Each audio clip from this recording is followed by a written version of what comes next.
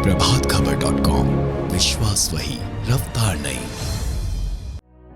मैनपुरी में सियासत की जंग के बीच नेताजी की पहली जयंती मनाई जा रही है। नेताजी की समाधि स्थल पर हवन का आयोजन किया गया। इस कार्यक्रम में शामिल होने पहुंचे शिवपाल सिंह यादव ने आहुति देकर नेताजी को श्रद्धांजलि दी। नेताजी की जयंती को समाजवादी पार्टी धरती पुत्र दिवस के रूप में मना रही है। इस समारोह में समाजवादी पार्टी के राष्ट्रीय अध्यक्ष और पूर्व मुख्यमंत्री अखिलेश यादव, सपा के राष्ट्रीय महासचिव प्रोफेसर रामगोपाल यादव एवं पूर्व मंत्री व क्षेत्रीय विधायक शिवपाल सिंह यादव, नेताजी के गुरु उदय प्रताप सिंह यादव ने नेताजी को याद कर उन्हें नमन किया गया। सबसे पहले हम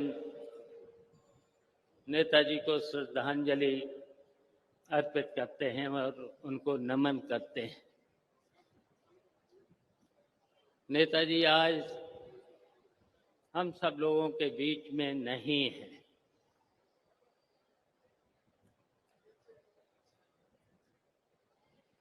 नेताजी की बहुत सी यादें, बहुत से किस्से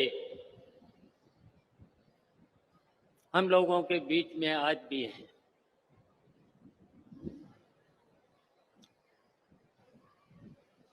मेरा तो सौभाग्य है कि नेताजी के साथ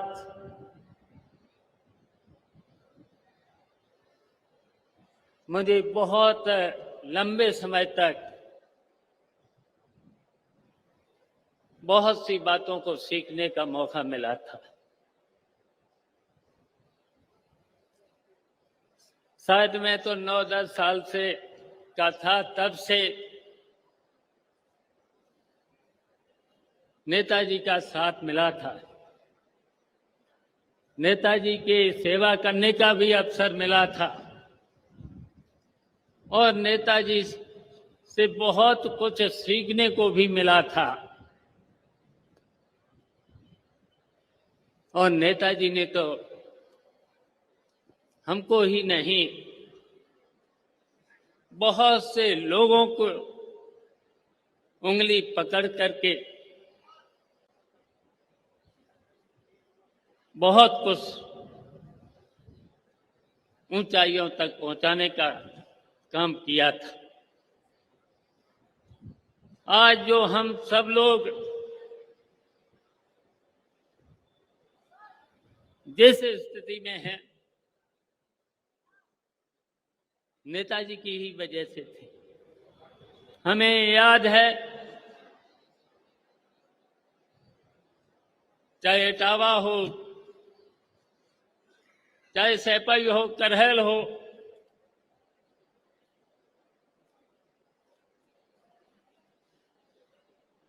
हमें बहुत सी बातें आज मन में आ रही हैं। नेताजी एक बहुत अच्छे पहलवान भी थे। नेताजी एक बहुत ही अच्छे शिक्षक भी थे।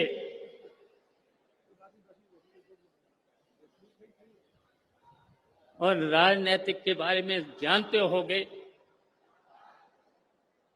नेताजी का राजनीतिक स्तर,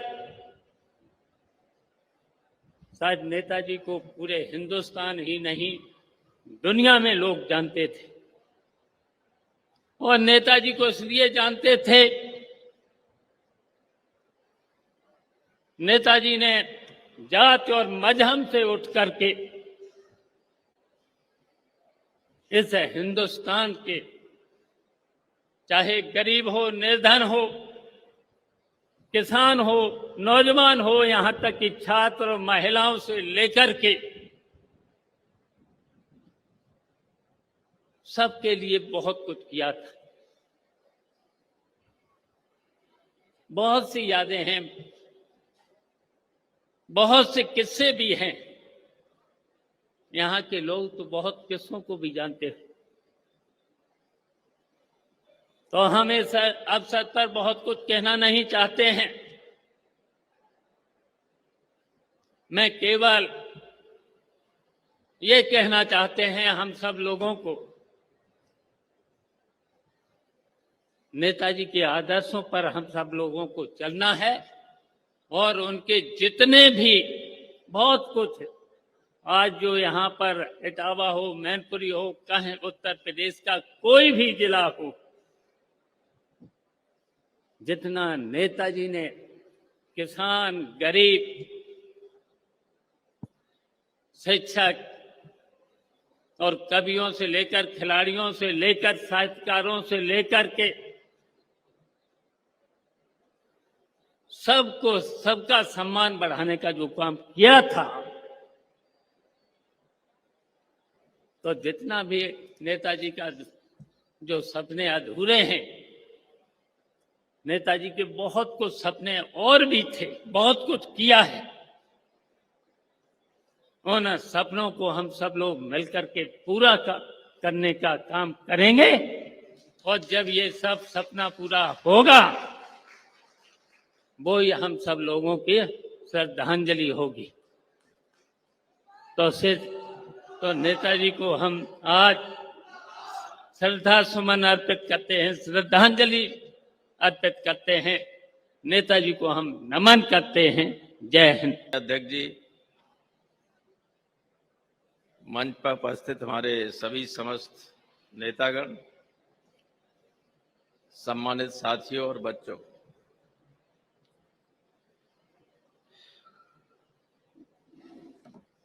नेताजी को हम लोग श्रद्धांजलि देने के लिए इकट्ठे हुए हैं आज उनके जन्मदिन पर। यहाँ जितने लोग बैठे हैं, चाहे ऊपर बैठे हों चाहे नीचे, वो इतना जानते हैं नेताजी के बारे में जिसको दिन भर यहाँ से कहा जाता रहे तब भी पूरा नहीं कहा जा सकता। मैं सिर्फ ये कहना चाहता हूँ, उन्होंने वे लोग जो बिल्कुल गरीब हुआ करते थे, पिछड़े थे, दलित थे, या जो अगड़ों में भी कमजोर थे, उन सबको स्वाभिमान से जीने का रास्ता दिखाया। मुझे याद है कि जब 69 में चौधरी साहब के इस्तीफा देने के बाद 79 में जब लोकसभा के चुनाव हुए और इटावा से नेताजी ने राम सिंह साक्य को उम्मीदवार बनाया पार्टी का, मुझे लखनऊ विधानसभा का इंचार्ज बनाया था। लखनऊ परसीमन में खत्म हो गया, बर्तना हो गया उसका नाम। तो एक गाड़ी थी, कोई नेताजी ने भेजी थी, किराए एक गाड़ी थी, जीप थी, ऐसी नहीं जो एयर कंडीशन गाड़ी अब सबके पास है, तब थी ही नहीं कुछ। तो मैं जब लखनऊ में गया तो दद्दा गुलजारी सिंह और 67 में समाज सोशलिस्ट पार्टी के, संयुक्त सोशलिस्ट पार्टी के एमएलए हमारे रहे कन्हैया लाल दोहरे, ये तीन हम लोग एक जीप में जाते थे। तो लखनऊ में गए तो एक साहब बोले, तब ये किसी ने कल्पना नहीं की थी। उन्होंने कहा, भाई कहाँ आपने, ये क्षेत्र तो इटावा ऐसा रहा है कि इसमें ये हम लोगों का क्षेत्र है, यहाँ कहाँ लड़ सकते, ये चुनाव जीत सकते, जो मुलायम सिंह ने खड़े कर दिए सब्जी बेचने वाले। तो मैंने कहा, सब्जी बेचने वालों को संविधान ने रोका तो है नहीं एमपी बनने से? बोले जनता रोक देगी। मैंने कहा, इस लखनऊ में भी वही जीते, आज तक नहीं जीते होंगे, लेकिन इस बार जीते। मैंने नेताजी से कहा कि लोग ये कह रहे हैं, नेताजी लोगों को बुलाया, कहा कि लोग ये कह रहे हैं कि नहीं यहाँ अब ये कैसे हो सकते हैं एमपी, यहाँ तो ऐसा ही है। तो आपको मालूम फिर क्या हुआ? चकन्नगर जैसी पोलिंग स्टेशन पे आप सोच सकते हैं, जब वोट खुला तो कमांडर साहब को 0, सुखदा मिश्रा 1, राम सिंह साहब के 900, ये हालत हो गई।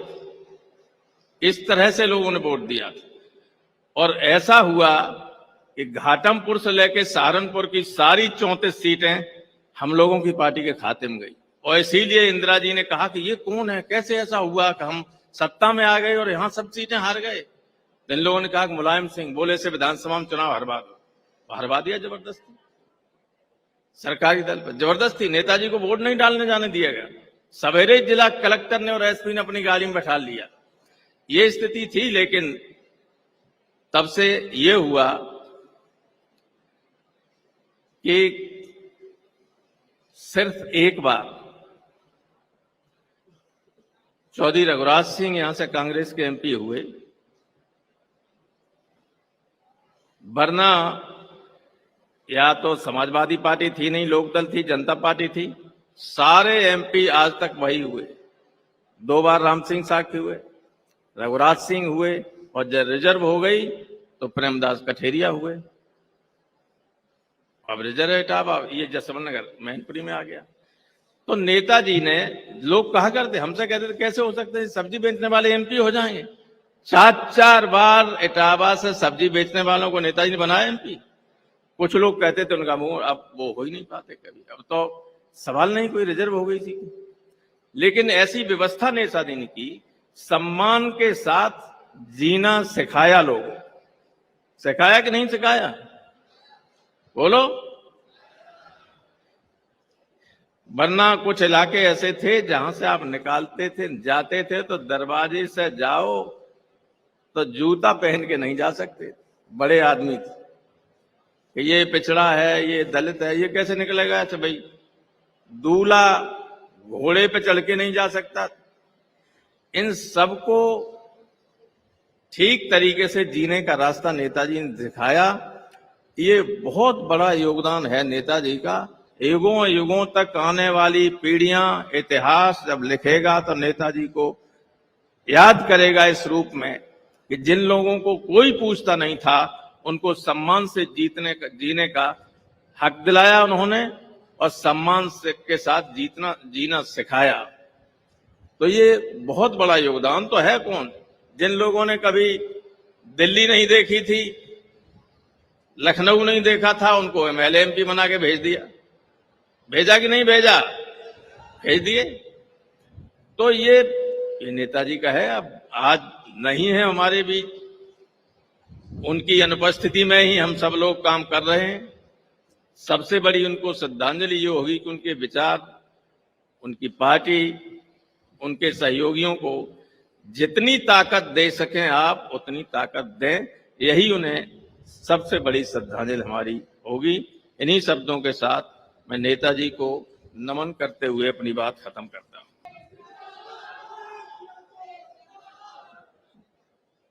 मंच पर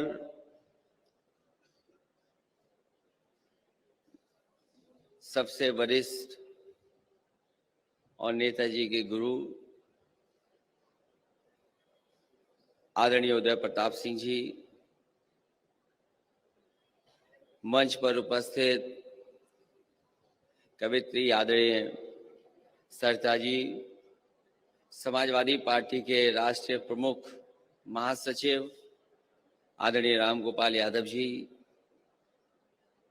कई बार विधानसभा में स्पीकर रहे आदरणीय माधव प्रसाद पांडे जी, नेता प्रतिपक्ष पूर्व में रहे आदरणीय राम गोविंद चौधरी जी, यहाँ से विधायक पूर्व मंत्री आदरणीय शिवपाल सिंह यादव जी, मंच पर बहुत वरिष्ठ सभी समाजवादी नेता, यहाँ पर विधायक, सांसद, पूर्व विधायक, पार्टी के वरिष्ठ नेता, उपस्थित सभी कार्यकर्ता साथी, माताएं, बहनें और प्यारे बच्चों, पत्रकार साथियों, मैं सबसे पहले आप सबका बहुत बहुत धन्यवाद और आभार प्रकट करना चाहता हूं। और विशेष मैं बच्चों को बहुत बहुत धन्यवाद देता हूं कि जो बड़ी देर से यहाँ बैठ कर के जो भी पार्टी के बारे में और नेताजी के बारे में बात रखें, बहुत ध्यान से सुन रहे हैं। आज जब हम पहली ही बार यहाँ पर मिल रहे हैं और जयंती मना रहे हैं, उस समय नेताजी हमारे बीच नहीं हैं। हम सब उनको याद करते हैं और जो हमारे पुराने साथी हैं, उन्होंने नेताजी के साथ रह करके पूरा का पूरा जीवन का संघर्ष देखा है। आज जहां हम लोग बैठे हैं या आसपास जो विकास दिखाई दे रहा है, ये सब नेताजी की देन है। मुझे याद है इस पंडाल में कई कार्यक्रम हुए हैं और एक समय ऐसा था कि हर वर्ष सैफई महोत्सव का आयोजन यहाँ पर होता था। यहाँ पर जो लोग पुराने हैं वो जानते होंगे कि एक बार नेताजी ने यहाँ पर सैफई महोत्सव के कार्यक्रम के माध्यम से सांस्कृतिक कार्यक्रम का फैसला लिया था और उसी साल इतनी बारिश हुई कि जो पंडाल लगा था वो पंडाल पूरा का पूरा ढह गया था और सभी कलाकार आ चुके थे जिन्हें कार्यक्रम करना था, लेकिन लग ऐसा रहा था कि बारिश हो रही है, पंडाल गिर गया है, तो आखिरकार कार्यक्रम कैसे होगा। उस समय फिल्म इंडस्ट्री के ही नहीं बल्कि और बड़े बड़े कलाकार थे। जब देखा उन्होंने यहाँ की स्थिति तो उन्होंने कहा कि कैसे कार्यक्रम हो पाएगा। लेकिन जब नेताजी ने सब लोगों से बातचीत की तो यहाँ पर लोगों को याद होगा कि उस दिन पूरी रात बारिश हुई, उसके बावजूद भी कलाकार हटे नहीं, पूरा का पूरा कार्यक्रम हुआ। और कार्यक्रम जब खत्म हो गया उसके बाद जब नेताजी ने भाषण दिया और उन्होंने कहा कि इस बार तो बारिश में कार्यक्रम हुआ है, लेकिन जब अगली बार कार्यक्रम होगा तो बारिश का भी सामना करने के लिए पक्की पंडाल बन जाएगी। और जिस पंडाल के नीचे हम लोग बैठे हैं, ये नेताजी की देन है जो आज इतनी बड़ी पंडाल हम लोगों को मिल पाई है। ये तो बहुत छोटी सी चीज है, लेकिन किसी भी क्षेत्र में अगर हम उठा करके देखें, नेताजी ने ऐतिहासिक काम किए हैं, उस ऊंचाई तक ले गए जिसकी हम और आप कभी कल्पना नहीं कर सकते थे। फौज के लोग वो जानते होंगे, नेताजी जब डिफेंस मिनिस्टर बने उस समय जो शहीद फौजी होते थे उन्हें सम्मान नहीं मिलता था, वो घर पूरे सम्मान के साथ नहीं आते थे। जब नेताजी को ये जानकारी हुई और नेताजी डिफेंस मिनिस्टर बने, उसी समय उन्होंने फैसला लिया कि अगर हमारा जवान देश की रक्षा करते हुए अगर शहीद होता है तो उस जवान को पूरे सम्मान के साथ उसके घर तक पहुंचाया जाएगा। अगर आज शहीद गांव पहुंच रहे हैं पूरे सम्मान के साथ तो वो नेताजी की देन थी। ये दो तीन चीजें ही नहीं बल्कि पूरे समाजवादी आंदोलन को खड़ा कर दिया। पार्टी उन्होंने बनाई और आज जिस पार्टी के बीच में हम और आप लोग काम कर रहे हैं, ये उन्हीं की देन है।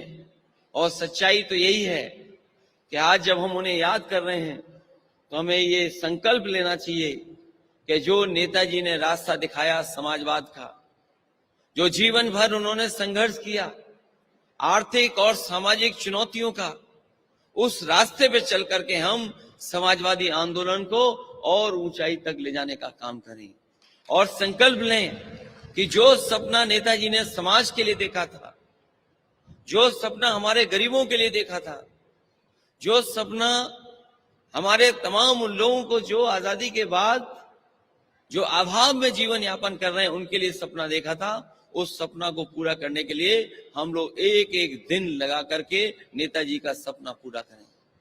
जहां नेताजी ने समाजवाद सिखाया, वहीं भाईचारा से लेकर के सौहार्द की राजनीति क्या होती है उसको भी रास्ता दिखाने का काम किया। इसलिए आज के दिन जब हम उन्हें याद कर रहे हैं तो यही संकल्प लें कि समाजवादी आंदोलन को और आगे बढ़ाएं, ऊंचाई तक ले जाएं, जो उनका सपना था वो हम पूरा करें। इन्हीं शब्दों के साथ आए हुए सभी लोगों का जो सामने हैं उनका धन्यवाद देता हूं, बच्चों को मैं विशेष धन्यवाद देता हूं और आए हुए मंच पर नेता लोग उनका भी बहुत बहुत धन्यवाद देता हूं कि आज नेताजी के कार्यक्रम में हम सब लोग उनको याद कर रहे हैं और यहाँ पर बैठे हैं। हम आपको भरोसा दिलाते हैं कि नेताजी ने जो काम आगे बढ़ाया था उन कामों को भी आगे बढ़ाएंगे। और अगर हमें सैफई महोत्सव जिस तरीके से नेताजी मनाते थे और कार्यक्रम चलाते थे, आने वाले समय में अगर सैफई महोत्सव हमें शुरू करना पड़ेगा तो हम लोग उसको आगे बढ़ाने का काम करेंगे। इन्हीं शब्दों के साथ आप सबका बहुत बहुत धन्यवाद और बहुत बहुत आभार प्रकट करता हूँ। अध्यक्ष जी और मुलायम सिंह परिवार के बड़े बूढ़े बैठे हुए हैं यहाँ, भाई साहब अभय राम जी बैठे हुए हैं, और हो सकता है भाई साहब अतर सिंह जी भी कहीं बैठे हों, राम गोपाल जी हैं, शिवपाल सिंह हैं, राजपाल सिंह हैं, और यहाँ पर जिनको नेताजी चाहते थे वो लोग हैं, और जो नेताजी को चाहते थे वो सारे लोग बैठे हैं। और आज हम सब लोग श्रद्धांजलि देने आए हैं नेताजी को। ये विधि की विडंबना देखिए आप कि जिस दिन उनका जन्मदिन है, जिस दिन उन्हें पुष्पांजलि देनी थी, उस दिन हम लोग सब उन्हें श्रद्धांजलि देने एकत्रित हुए हैं। विधि का विधान है। लेकिन मैं नेताजी के साथ इतना रहा हूं, सन 58 में वो मेरे छात्र थे, फिर कई साल वो मेरे साथ अध्यापक रहे, फिर वो हमारे नेता रहे, फिर हम लोगों ने मिलजुल के काम किया। तो मैं सन 58 से लेके आज तक 64 साल, आवाज पकड़ता, गला पकड़ता है। तो ये ऐसा होता था कि इतने में 64 साल उनके साथ रहा हूं। मुझे इतनी कहानियां मालूम है उनके बड़प्पन की कि मैं अगर उन्हें सुनाना शुरू करूं तो आप लोगों को कई दिन लग जाएंगे। लेकिन मैं एक बात में, जब नेताजी की निधन हुआ तो मासूम गाजियाबादी एक बहुत बड़े शायर हैं, उन्होंने मुझे कुछ लाइनें लिख के भेजी, और वो लाइनें ये थी कि तुम्हारी शख्सियत से ये सबक लेंगी नई पीढ़ी। ये जो बच्चे बैठे हुए हैं, मैं चाहूंगा कि ये बच्चे इस बात को सुने और समझें कि तुम्हारी शख्सियत से ये सबक लेंगी नई नस्लें कि जो अपने वही मंजिल पर पहुंचा है जो अपने पांव चलता है। तुम्हारी शख्सियत से ये सबक लेंगी नई नस्लें, वही मंजिल पर पहुंचा है जो अपने पांव चलता है। मिटा देते हैं अपने खानदानों को भी कुछ लोग तो, और किसी के नाम से मशहूर होकर गांव चलता है।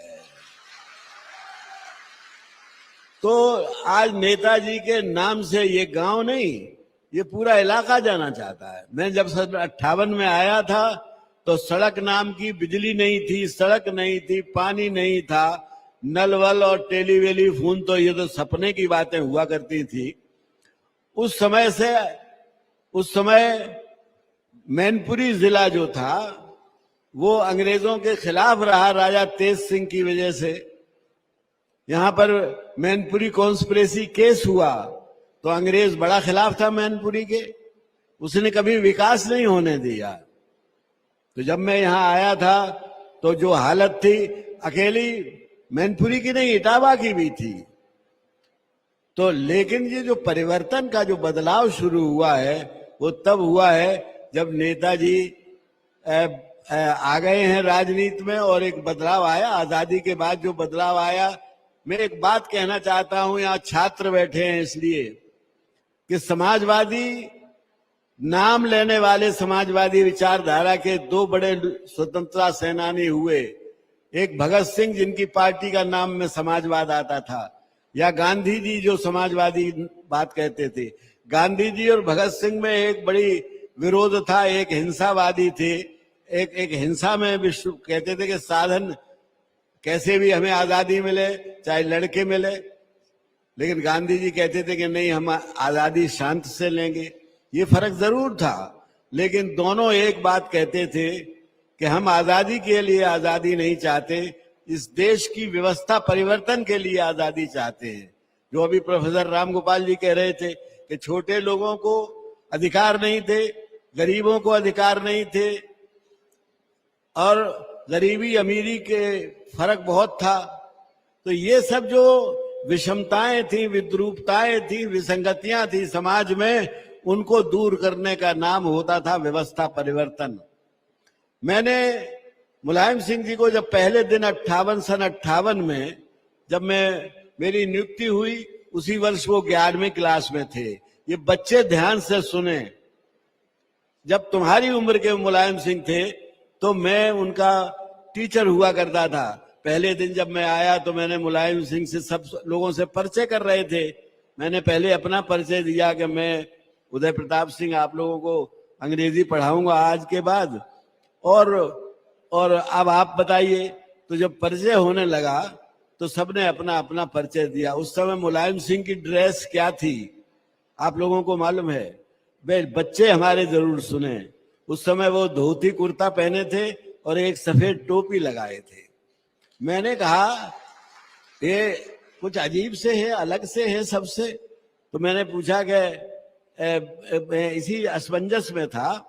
तो उनके साथ एक रामरूप यादव रहते थे, उनके बड़े मित्र थे, मेरे भी स्टूडेंट वो भी रहे। उन्होंने कहा कि साहब हम लोग इनको नेताजी कहते हैं, इनको एमएलए साहब कहते हैं, और नेताजी ने कहा कि इन्हें हम एमपी साहब कहते हैं। तो वो आपस में नहीं एक दूसरे को कहते थे, उनके पूरे क्लास के लोग उनको नेताजी कहते थे। उस समय सन 58 में नेताजी आप लोगों ने तो बहुत बाद में कहना शुरू किया है, लेकिन क्यों कहते थे? क्योंकि नेताजी तब भी अपने साथियों के हमदर्द थे, उनके सुख दुख में शामिल होते थे और सबकी लड़ाई लड़ते थे। आपको पता है, अब मैं यहाँ पे आपके आगे यहाँ बात करूं तो ये नानी के आगे ननिहाल की बातें हैं, लेकिन मैं बच्चों को बताना चाहता हूं कि उन्होंने किसी दलित बच्चे के यहाँ खाना खा लिया तो पूरे परिवार को बहिष्कृत कर दिया गया, लेकिन इस परिवार ने परवाह नहीं की और वो लड़ाई तब से शुरू हुई। उसके बाद बकेवर कांड हुआ। बकेवर कांड भी दलितों के लिए मुलायम सिंह जी ने एक इतना बड़ा आंदोलन किया था, जिसमें वो जेल गए और जिसमें सजा भुगती। बाद में ऐसे ही मामलों को लेकर मैं अभी प्रोफेसर साहब से कल बात कर रहा था, उन्हें 2014 मई 28 को लंदन में एक पुरस्कार दिया गया, अवार्ड, एक उपाधि थी और उसका नाम है इंटरनेशनल जूरिस्ट, अंतरराष्ट्रीय न्यायिक। क्या न्याय किया उन्होंने समाज के न्याय की लड़ाई लड़ी, इसलिए उन्हें एक अंतरराष्ट्रीय पुरस्कार मिला, जिसे ये बच्चे तो क्या जानते होंगे, हम में से बहुतों को नहीं पता है। मैंने भी कब पढ़ा, मैंने एक दिन ऐसे ही अखबार पढ़ रहा था तो उसमें एक था जूरिस्ट, तो मैंने देखा किस किस को मिला, तो उसमें मुलायम सिंह यादव को भी मिला और वो मिला 28 मई 2014 को। तो ये जो इतना बड़ा काम हुआ, मैं उनके साथ गया तमिलनाडु में। करुणानिधि वहां के मुख्यमंत्री थे। मुलायम सिंह जी और हम जैसे ही उनके कमरे में घुसे, वैदिक जी और साथ थे, डॉक्टर वेद प्रताप वैदिक। तो करुणानिधि जी ने, वहां के मुख्यमंत्री ने कहा, आप लोग हम पर हिंदी थोपने आए हैं? नेताजी ने कहा कि नहीं नहीं, हम हिंदी थोपने नहीं आए, आपके ऊपर तमिल थोपने आए हैं। और उसके बाद एक सभा हुई और उस सभा में तमिल में लिखा हुआ था, नेता अंग्रेजी में लिखा था मुलायम सिंह वेलकम। तो नेताजी ने वो पर्चा फाड़ दिया और कहा कि ये मेरी बेइज्जती है कि मैं अंग्रेजी में मेरा नाम लिखा है, तमिल में, यहाँ पर लिखा होना चाहिए, तमिल में होना चाहिए था, तमिलनाडु में तमिल में होना चाहिए था कि मुलायम सिंह जिंदाबाद, तब मैं समझता। इस बात से इतने प्रभावित हुए वहां के साहित्यकार, वहां के तमिल बोलने वाले, कि उन्होंने इनका एक अभिनंदन किया। उस अभिनंदन सभा में मैं रहा। तो एकमात्र नेता हिंदुस्तान का है, मैंने उनके साथ बहुत दिनों हिंदी के लिए काम किया है, तो एकमात्र नेता है जो तमिलनाडु से हिंदी की वकालत करके बिना पत्थर खाए या डंडा खाए लौटा हो। चंद्रशेखर बड़े नेता थे, वो गए तो उन पर उन्होंने हिंदी की बात की तो उन पर भी ऐसे ही हुआ। जब यहाँ तक राजगोपालाचार्य जी के साथ हुआ, तो ये उनका बड़प्पन था। नेताजी ने एक इंदौर में मुख्यमंत्रियों की सभा की, हिंदी बेल्ट के मुख्यमंत्री। उस सभा में जब नेताजी जाने लगे तो जो कुछ लड़के थे उनको भड़का दिया था, कहा ये तो हिंदुओं के विरोधी हैं। तो नेताजी की कार पलटने की कोशिश की कुछ लड़कों ने। तो नेताजी ने कार से उतर के कहा कि मेरा भाषण सुन लेना, उसके बाद तुम कहोगे तो हम तुमको कार पलटने की इजाजत दे देंगे। और उसके बाद उनका भाषण हुआ। उस भाषण में उन्होंने जो कहा वो ये कहा कि जिस मुल्क के अंदर, जिसके संविधान में ये लिखा हो कि हम सबको आर्थिक न्याय देंगे, बिना अंग्रेजी को बिना हिंदी को रोजगार से जोड़े बगैर, अंग्रेजी के चलते किसी मातृभाषा में न इम्तिहान होता है न कोई रोजगार मिलता है, अकेले अंग्रेजी वालों को मिलता है। अगर 12% लोगों को जो अंग्रेजी जानते हैं उन्हें नौकरी मिलेगी तो ये आर्थिक न्याय नहीं होगा। और उसके बाद वो लोग जो उनकी कार पलटने आए थे, उन लोगों ने मुलायम सिंह को का अभिनंदन किया और ये कहा मैं उनके साथ था। मैं ऐसी 50 किस्से सुना सकता हूं आपको। मुलायम सिंह वो महान व्यक्ति थे कि उन्होंने, ये हमारे जो राष्ट्रपति कलाम साहब थे, ये उनके जब सलाहकार थे तो उनसे कहा कि आप हिंदी में हस्ताक्षर करना सीखिए। और जब वो आए थे यहाँ सैफई, तो उन्होंने सैफई में आके कहा था, ये आके इसी भी आप लोगों के सामने कहा था कि मुलायम सिंह ने मुझे हिंदी लिखने की प्रेरणा दी, हिंदी सीखने की प्रेरणा दी। तो अगर उनके ये काम गिने जाएं, उन्होंने दलितों को सम्मान दिलाया, हम लोगों को सबको सम्मान दिलाया। मैं तो राजनीतिक व्यक्ति था नहीं, मैं तो कविता लिखता था। नेताजी ने एक दिन मुझसे कहा कि आप यहाँ बहुत पॉपुलर हैं, आपको हम चाहते हैं कि आप राज्यसभा, आप लोकसभा का चुनाव लड़ जाएं। अब मुझे उन्होंने चुनाव लड़वाया, मैं 2 बार लोकसभा में रहा, फिर उन्होंने मुझे राज्यसभा में भेजा और उन्हीं की बदौलत शायद मेरा बैकवर्ड कमीशन में भी रहा। तो मुझे उनकी ये थी कि जो कभी होगा कलाकारों का सम्मान करना, जो सरिता शर्मा ने कहा, जो अभी और लोगों ने भी कहा कि वो खिलाड़ियों का, शिवपाल सिंह जी ने कहा खिलाड़ियों का, कलाकारों का, संगीतकारों का सम्मान करना जानते थे। उन्होंने यश भारती नाम का एक पुरस्कार चलाया, इस सरकार ने वो बंद कर दिया। फिर अखिलेश जी ने पेंशन का वो किया, वो भी इन लोगों ने बंद कर दिया। ये लोग जो है कला का समर्थन नहीं जानते कि कला का समर्थन करने से कितना मानव संसाधन जागृत होता है। वो बात नेताजी के अंदर थी। तो बहुत सी ऐसी बातें हैं जिनको मैं बताना चाहता था आप लोगों को। तो मैं ये कहना चाहता हूं बच्चों से कि एक गांव के छोटे से परिवार में पैदा होकर इतने ऊंचे महान पद पर पहुंचकर ऐसे बड़े बड़े काम करने का काम, कहीं ऐसी शख्सियत सदियों में कोई एक आध पैदा होती है और आपको फख्र करना चाहिए कि वो शख्सियत इस गांव की और सैफई की थी। मैं चाहता हूं कि आज हम सब लोग यहां से ये संकल्प लेके जाएं कि नेताजी के बताए हुए रास्ते पर चलेंगे और वो रास्ता पर चलने का काम तभी पैदा होगा जब समाजवादी पार्टी सत्ता में होगी। वरना समाजवादी पार्टी के सत्ता के बाहर रहते हुए नेताजी के सपनों को पूरा करना मुश्किल होगा, संभव नहीं होगा। इसलिए आज हम एक यहाँ संकल्प लें कि हम, मैं ज्यादा इसलिए नहीं बोलना चाहता कि हम आजकल जंग की लड़ाई के मैदान में हैं और यहाँ समय बर्बाद करने से अच्छा है, थोड़ी देर की ज्यादा बोलने से अच्छा है कि हम जाएं और अपना काम करें और यहाँ पर सब जगह प्रचार करें।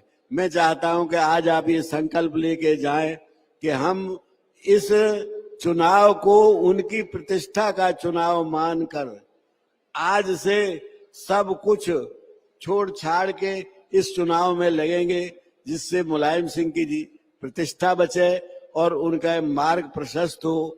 ये उनके लिए सबसे सच्ची श्रद्धांजलि होगी।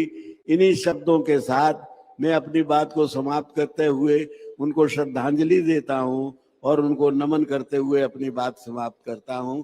जय हिंद, जय भारत, जय समाजवाद। प्रभातखबर.com, विश्वास वही, रफ्तार नहीं।